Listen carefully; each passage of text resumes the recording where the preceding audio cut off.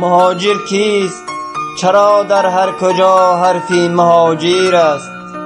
چرا در هر کجا حرفی مهاجر است و یا حرفی مسافر است؟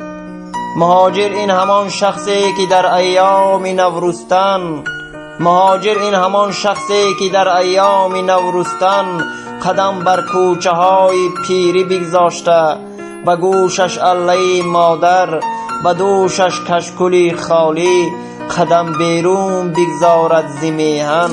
سؤال در سرش هر لحظه میچرخد، سؤال در سرش هر لحظه میچرخد که آیا بار دیگر مادرش را در پسی دروازه میبیند؟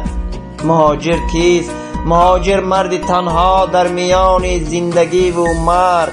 مهاجر کیست؟ مهاجر یک درختی تیره‌ماه خالی از صد برگ.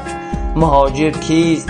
مهاجر مثل عیسی مسیح در چهارمیخ زندگانی است. مهاجر کیست؟ مهاجر این یوسف چاه هجران است که با دستی برادر زیر چاه افتاد. مهاجر کیست؟ مهاجر هم عزیزان نسل انسان است. مهاجر هم عزیزان نسل انسان است.